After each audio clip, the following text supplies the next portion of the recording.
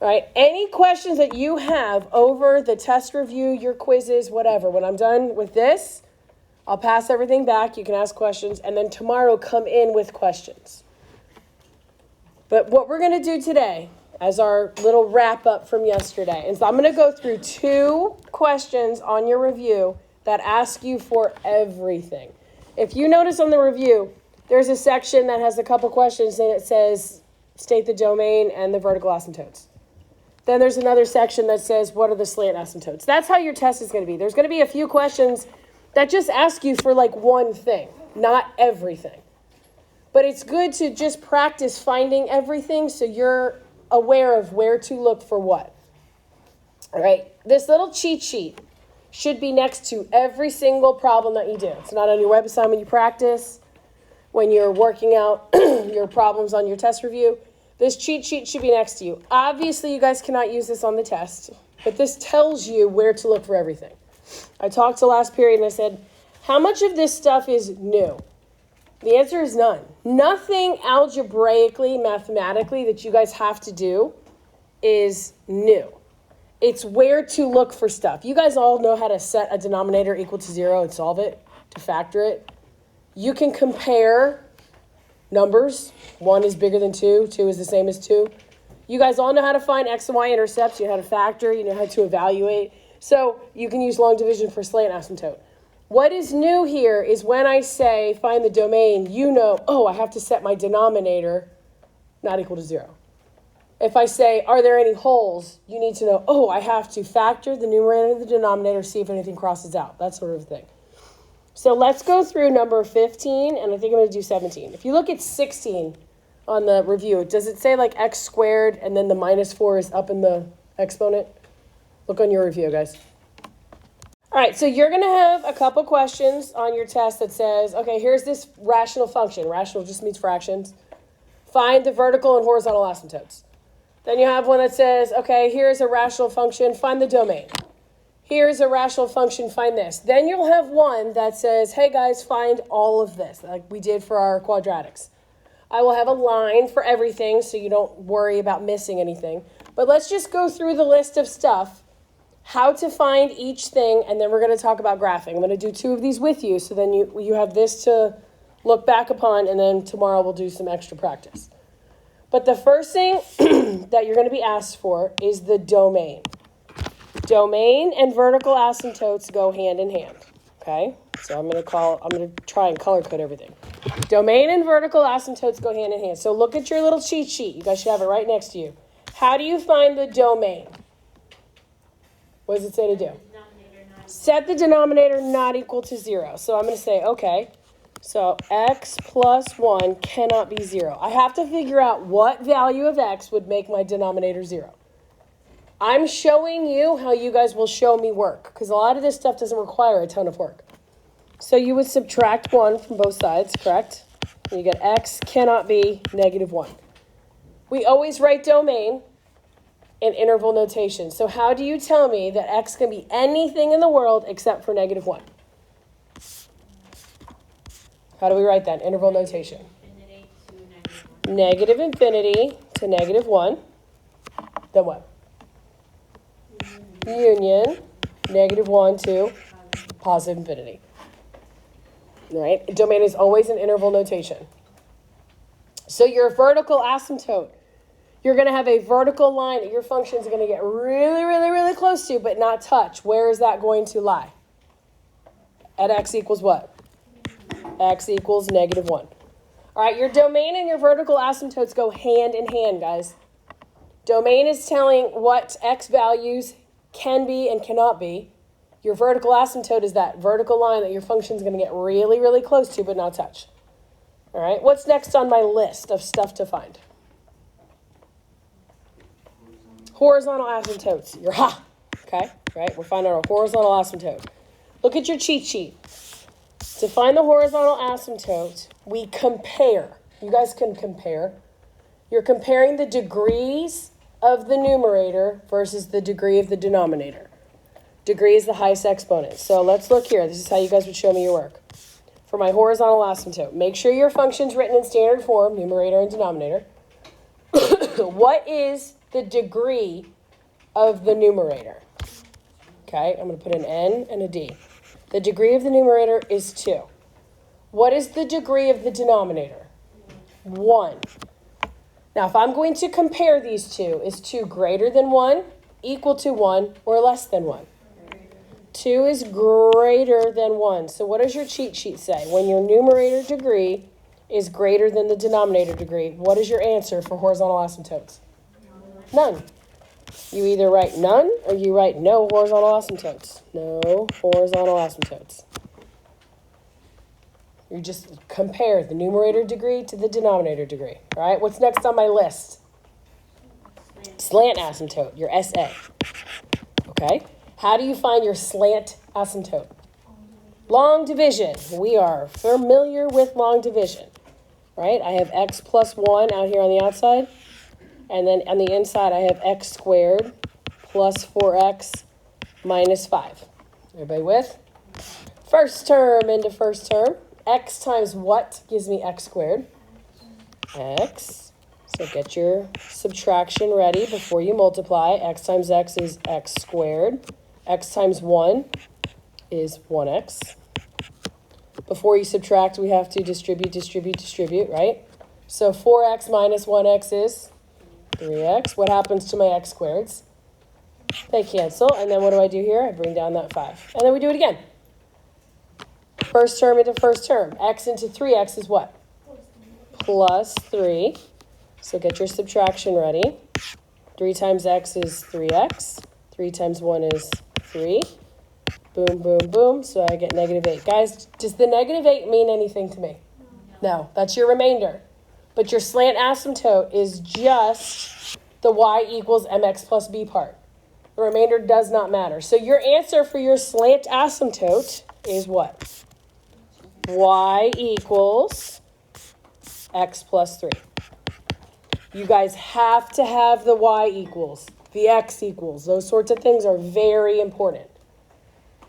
Anytime that they ask for the slant asymptote, you use long division. Somebody asked me last period, are you always going to have a slant asymptote? I'll show you in the next example. You're not always going to have one. You can tell just by looking at a function if you're going to have a slant asymptote or not. And I'll tell you in a minute. All right, what's next on my to-do list? What is it? Holes, okay. All right, well, holes, what does that mean? Holes. Is there one spot on the graph that your function doesn't exist? Okay. How do you find holes? What does your cheat sheet say to do? What's the cheat sheet say to do? Factor, numerator and denominator, and do what? Cross out stuff they have in common. So x squared plus 4x minus 5 over, is it plus 1? Yeah, okay. Can we factor the numerator? What does this become? X plus 1 and x minus 1. X minus 1 and x plus 5 all over x plus 1, all right? In order for there to be a whole, a factor in the numerator has to be exactly the same as the factor in the denominator. Do you have that? So do you have any holes? No, so you just put none. Just say, right, hypothetically speaking, this is not the case, but just say you factored and you got x plus 1, x minus 3, and then over x plus 1. This is not the case. This is just a hypothetical, i.e. a little example here. You would say what? Do you have anything in common? Yes, the x plus 1. So whatever they have in common, you cross out, and then you set equal to 0. So you guys would tell me there's a hole at x equals negative 1. If that were to occur. That is not the case in this problem. This is just a for instance. So this is not the case in this problem. I'm just showing you a for instance. All right, what's next on my list of stuff to do? Y-intercept. Oh, yeah. How do you guys find the y-intercept again? You plug in what? 0 for x. Literally that easy. You plug in 0 for x. So watch, guys. If I plug in 0 here and here and here, what am I left with? Negative 5 over what? 1. Okay, so how would I write that my y-intercept is at y equals -5. We write it as an ordered pair. So when I plugged in 0 for x, I got out what? -5. That's it. Mathematically, algebraically, nothing here is anything you guys haven't seen before. It's just a matter of, okay, what is she asking me for and where do I look? Do I look in the numerator? Do I look in the denominator? Do I factor both and see if they cancel out? Anything like that. What's next on my to-do list? To find what? Zeros or x-intercepts. Good. Okay, so x-intercept. Well, let me use a different color. Notice I'm using two different terminologies, x-intercepts or zeros. Those things mean the same thing, correct? Don't forget that. So x-intercept. How do I find those? What equal to 0? The numerator or the denominator? What's your cheat sheet say to do? To find the x-intercepts or the zeros? Numerator, okay, so changing it up a little bit. So I'm going to say, okay, x squared plus 4x minus 5 equals 0. Should I just jump right into the quadratic formula? No. See if you can factor it. Thank goodness we can. We already did it. What are my two factors? -5, +1. So I have an x-intercept at 5, and I have an x-intercept at -1. How do I write these are my two x-intercepts as ordered pairs? Oh, yeah, my bad. Thank you.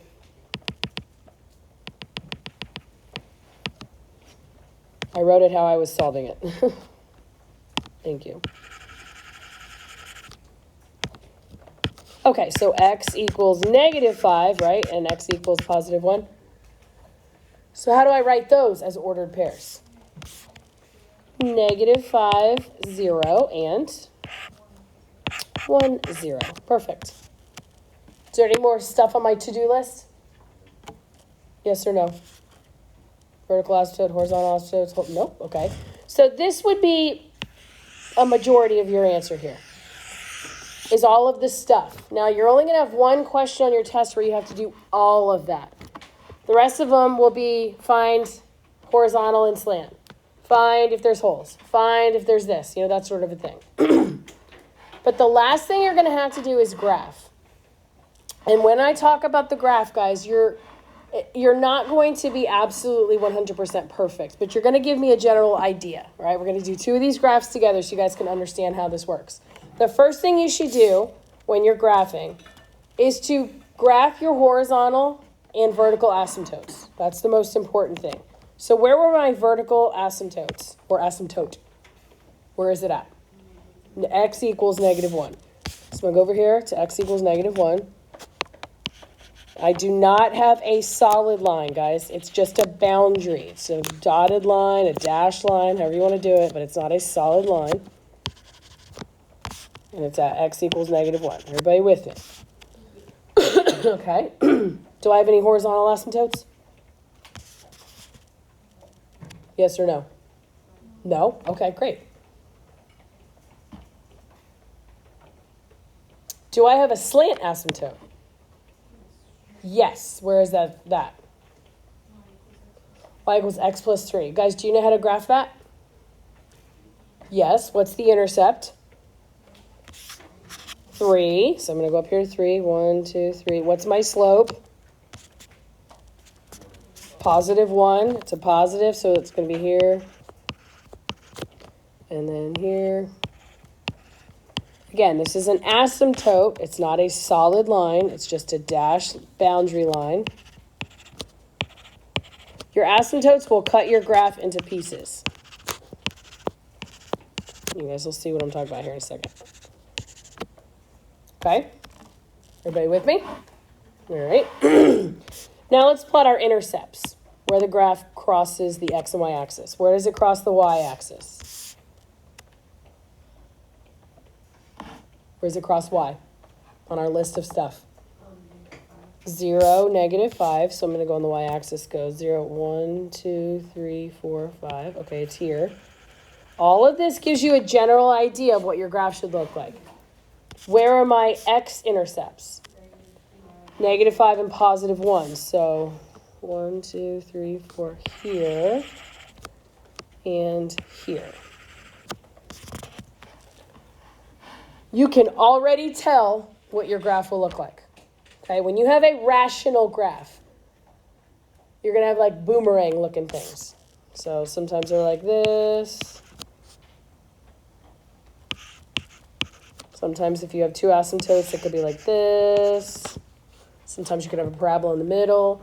I'm just looking for a general area, okay? If you guys notice, using what we've just figured out, do you see this green area? Do you see this reddish one? Do you see the blue?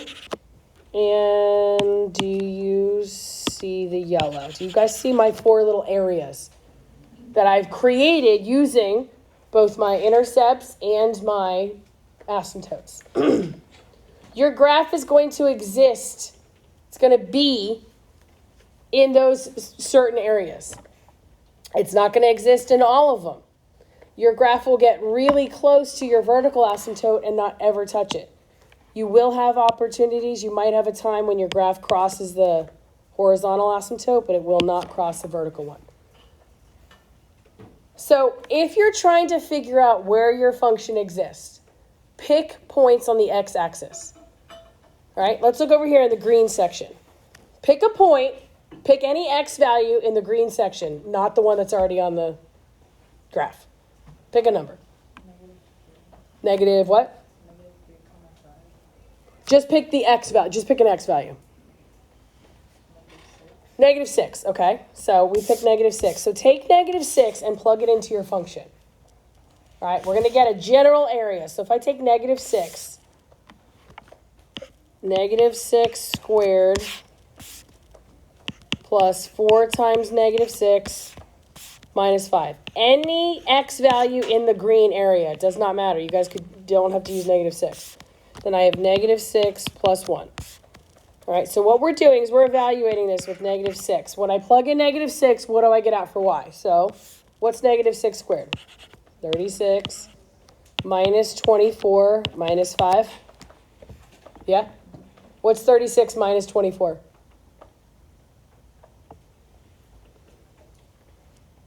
Come on, guys. 12 minus 5 is 7, okay? What's -6 plus 1? -5. So when you guys plug in -6, you get out -7/5. Now, what does that tell me? Well, let's look at this. If I go over -6, 1, 2, 3, 4, 5, 6. Where is -7/5? Up or down? Is it above the y-axis, guys, or below? Okay, so 1, 2, 3, 4, 5, 6. It's like here-ish. Ish. Where is my graph going to exist, guys? Is it going to exist in the green section or in the yellow section? Do I have any points in the yellow section? No. Do I have any points in the green section? Yes. So you know your boomerang is going to be like in this area. It's either going to be above or below the horizontal asymptote, or it's going to be above or below the slant asymptote, right? We're focusing right now on the left-hand side of the graph. We're on the left-hand side of the vertical asymptote. It's either going to be in the green or the yellow. The reason I drew my boomerang-looking thing in the green is because I know that there's 2 points that are in the green. It's going to get really close to the asymptote but not touch it. So now let's look on the right-hand side of your vertical asymptote. I have 2 colors, right? I have red and I have blue. You guys with me? Yeah. On the right-hand side of your vertical asymptote, that red dashed line, I have 2 colors. I have a red and a blue. What do you notice is already existing in the blue section? Well, there's already 2 dots there. So if I pick another point on the x-axis, where do you think the other point is going to lie? In the blue section or in the red section? In the blue section. So you don't even have to test points. You can just go, oh, the other part of my boomerang graph is going to be here. You use your vertical asymptotes as dividing lines of what values you pick. And then once you pick a point on the x-axis and you plug it in, it'll tell you which section of the graph to draw your little boomerang.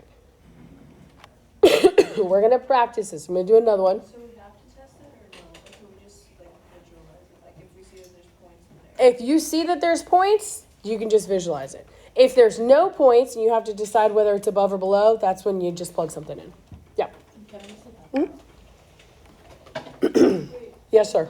Hold on one sec, Julie. What's up, Max? So why did we choose -6 for the one at the top? Just because that's what Kaylin said. So I picked anything that was, see this is your vertical asymptote?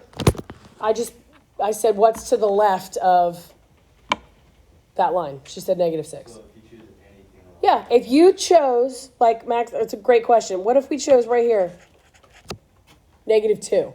What would have happened when you plugged in -2? Your point would end up in which section, the green or the yellow? It'll be in the green because that's where your graph, it does not matter. Anything that's to the left of the vertical asymptote, you can choose that number and pick which section is it going to fall into. The more you do this, the easier it gets, I promise. Juliana. When you plug in -6, you're going into the whole original. Yeah. Mm-hmm. But then wouldn't you go to fraction? Yeah, that's okay. Because where was -7/5? Right? When we plugged in -6, we got -7/5. It doesn't really matter exactly where you put it, just where did it fall, in the green or in the yellow?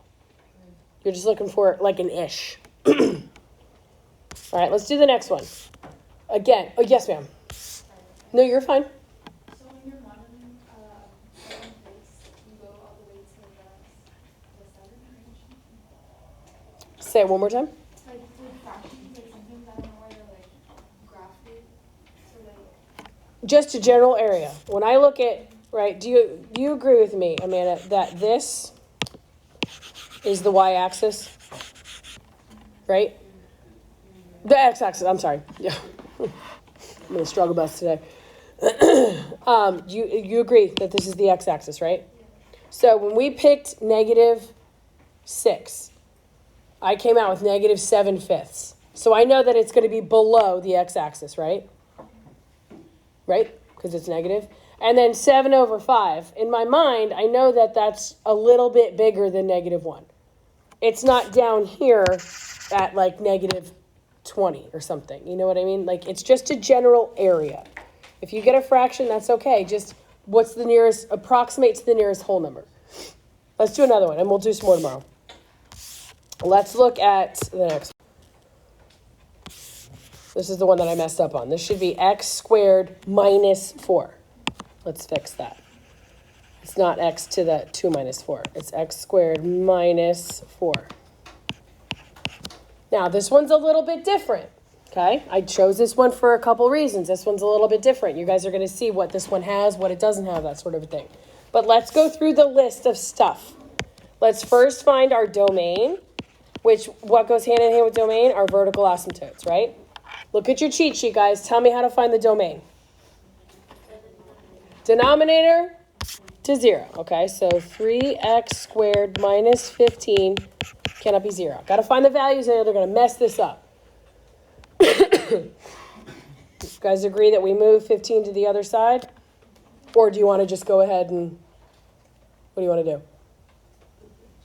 You want to move the 15 over? Okay, so 3x squared equals 15. Then do what? Divide both sides by 3. So x squared gives me what?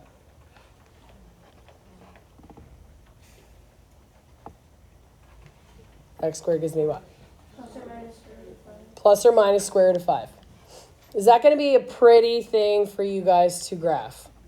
No. Would you like me to change it so it's a little prettier? All right. If we make this 75, will that work?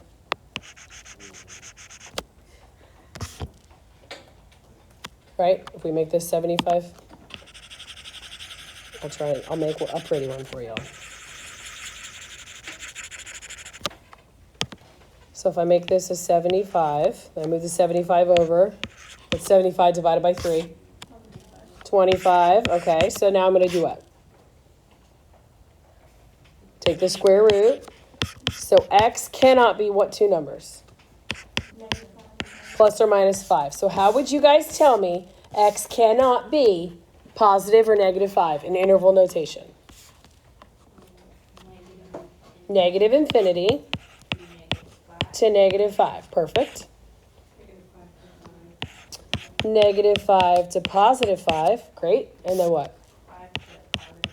5 to positive infinity. I'm not going to have you guys graphing any crazy square roots or anything like that, so don't worry. Are we gonna have squares at all? Maybe, but not where you have to graph them. I changed 15 to 75. This is one from your web assign, but just to make your life a little easier, we'll make it prettier. All right, so what are my vertical asymptotes then going to be? X equals negative 5 and x equals positive 5. If you want to write plus minus, that's fine. I'm just writing them separate, so I make sure that I remember I have 2 asymptotes that I need to graph. All right, what's my next list of things, my chores? What else do I have to do? Horizontal asymptotes. I got to find my ha. Guys, how do you, look at your cheat sheet again. How do you do that? You compare what? Numerator degree to denominator. So numerator to denominator. What's the highest exponent you see in the numerator? 2. What's the highest exponent you see in the denominator? 2. Compare those two numbers. Is 2 greater than, equal to, or less than 2? Equal to. So look at your cheat sheet. Where is your horizontal asymptote if the denominator and numerator degrees are equal? What does it say?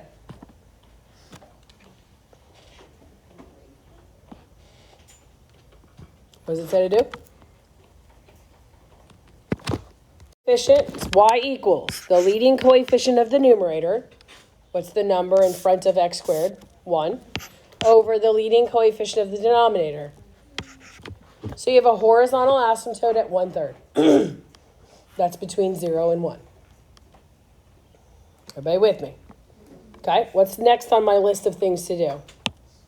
Slant asymptote. Now this is the little trick I'm going to show you guys so you can tell every time whether you have one or not. How do you find slant asymptote? It says to do what? Long division. So you guys agree with me, you would have 3x squared minus 75 into x squared minus 4. So you go first term into first term, right? What would you have to divide 3 by? Or multiply 3 by to make it a 1?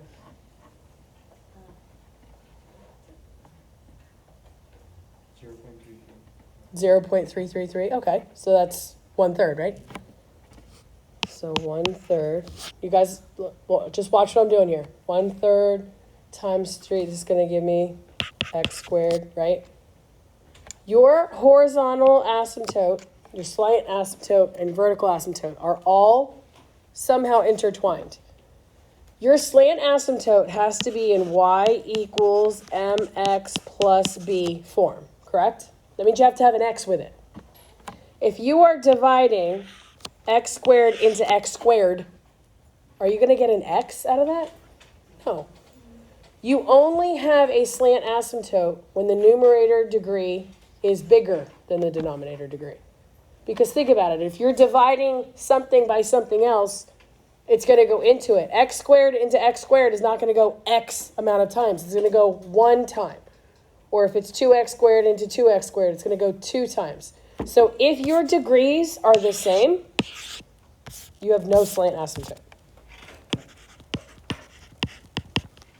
Don't tell me, oh, we didn't do any long division with fractions. Guys, it's not about the math on that part. It's about understanding if the denominator degree is smaller, then yeah, you can divide into the numerator. But if it's not, you won't have one. So there's 3 different cases you can have. Numerator degree is bigger, the degrees are the same, or the denominator degree is bigger. In those cases, there's only one time that you'll have a slant asymptote, and it's that when you set up the long division, it just works out nice and pretty like you guys have been taught. If you get something weird like that, you're like, wait a second, that doesn't work, then that's your indication of, oh, that means there isn't one. Yes, sir? So when it's non-could we just like not write anywhere, we just circle it up to 2s, just say, For work, yeah. Now, there will be a line that says slant asymptote, so write none. Don't leave it blank, but there's no slant asymptote. Max is asking for showing quote unquote work. Yeah, you could just say, hey, that's why there's none. That's why there's no sleigh and asymptote. That's fine. All right, what's on my next list of chores? Holes? All right, how do you guys find holes again? What do we do? Factor. Factor the numerator. So I get, do you guys agree we get x minus 2x plus 2? Okay. If I factor the denominator, do you guys agree I get 3 times x minus 5x plus 5? I mean, we've already done all that work anyways. If you have a hole, it's because there is something in the numerator that is exactly the same as something in the denominator. Is that the case? So what do I write for holes? None. There's no holes. You can write none, no holes. All right, what's my next thing to do? What is it? Okay, so we're going to find y-intercept. All right, y-intercept. Remember, it's an ordered pair, so you're plugging in 0 for x. Well, when I come up here, guys, and I plug in 0 for x, what do I get? When I plug in 0 for x, what do I get? Negative 4 over negative 75. What does that become? Negative divided by negative is a positive. Okay. Some of you are like, oh, how do I graph that? Guys, think about it. 4 over 75. It's in between what number? In between what two numbers? 0 and 1. It's not, you don't have to be specific. It's just in the general area. It's in between 0 and 1. It's bigger than 0 and less than 1. Now, how do you find x-intercepts? What do we do? Look at your cheat sheet. What does x-intercept tell you to do?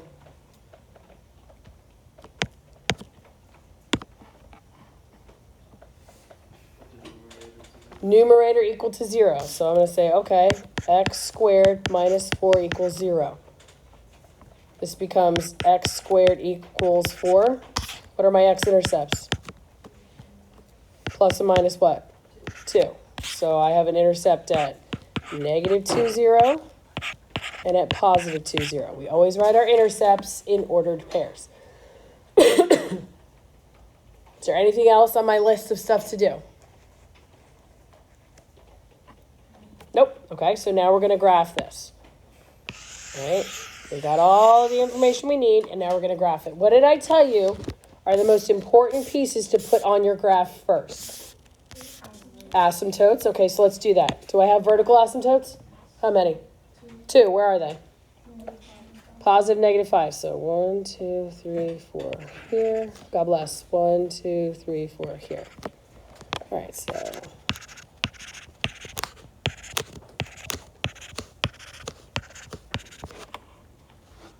you guys are not leaving before you get your tests and quizzes, so if I don't get this completely done, it's okay. I'll finish it on the video. Okay, what's the other thing that's really important to do? Sleigh and asymptote. Do I have one? No. What about, do I have any other asymptotes? I have a horizontal one, right? Where? 1/3, okay. Don't freak out. It's in between what on the y-axis? It's in between 0 and 1, so just go there. Does not have to be exactly perfect, just got to be in the right area. And then what else is also super important for me to plot? Your x and y intercepts, all right? What were your intercepts? Y was 0, 4. Okay, so y is just above, right, the x-axis. What's the other one? Plus or minus 2. So here and here. All right, now I want you guys to visualize this. All right, do you see you have a yellow section and a green section? Then we have a red section and a black section. Great. And then we have purple. Meant to have purple?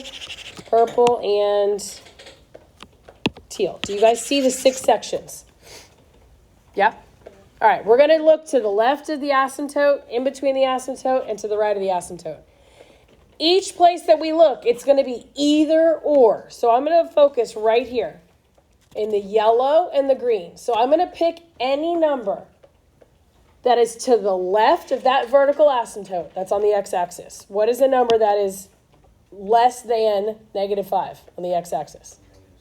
-6, okay? So we're going to plug in -6. The point that you establish is either going to be in the yellow section or the green section, and that's where your graph will exist. This is how easy this is. So I'm going to go over here to -6, okay?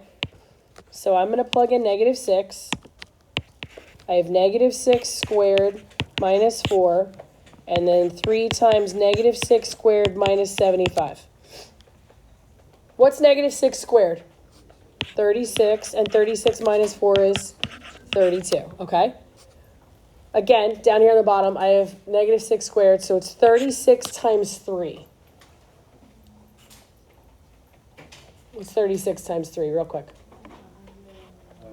108, okay, so 108 minus 75 is what? 25 and 8 is what? What is it? What's 25 and 8? 32? All right, so when you plugged in -6, guys, you got out positive what? 1? Okay, so let's go over here to -6. Do you guys agree with me that when I go to -6 and positive 1, my point would be right there? Yeah? Say you picked -8 and you got a weirder fraction. You have to determine, is that point going to be above the horizontal asymptote or below it? Where does this graph exist? In the yellow section or the green section? It's in the yellow. What? Okay, so it doesn't really matter. What I'm trying to show you guys is, look, so it's 33, so it's 1-ish, right? What we're trying to establish is, where does this point exist? It's above that horizontal asymptote. So you know that your function exists up there. It's not below. If you plugged in and you got -5, then you know it was in the green section. That's how you pick. In the middle, guys, what do you notice about the middle? You already have 3 points. Where are they? Where are the 3 points that you already have? They're in the gray section, the black section. When you guys have 2 asymptotes, you're either going to get a parabola shape or you're going to get a snaky shape. Since all 3 of those points are in that section, you know, oh, if I connected them, I'd have a parabola. That middle section is either going to be a snake, where 1 point is above the asymptote, 1 is below, or it's going to be a parabola, where they're all above or they're all below. How do you figure out which one is going to be to the right, whether it's in purple or green? You pick a point where? To the right of what number? 5, and you plug in. If that point lies in the purple section, then your boomerang's in the purple. If it lies in the green section, then your boomerang's in the green. Does that make sense? Okay, okay, so talking about, whoops, oh man, where'd that happen? If we're talking about the right-hand side of our graph, if we're going to come over to the right-hand side, I'm going to pick something to the right of x equals 5. So let's use +6, okay? So if I plug in +6, we have 6 squared minus 4 over 3 times 6 squared minus 75. So 6 squared is 36, minus 4 is 32. And again, here we have 36 times 3 is 108, minus 75 is 33, not 32. So I would be over here at +6 and 32 over 33. Well, it doesn't need to be exact, guys. You just know it's above this asymptote. It's going to be a little bit above 1. So on the right-hand side, your graph exists over here. So what you're doing is you're picking points to the left and to the right of the vertical asymptote, and then on the x-axis, and then plug in. And then where does that point lie? Does it lie above the horizontal or below the horizontal? So we're looking left and right for an x value. Then when you plug it in, you figure out if that point is above or below your horizontals. So come to class tomorrow and we'll answer some more questions. We'll do some more graphing tomorrow.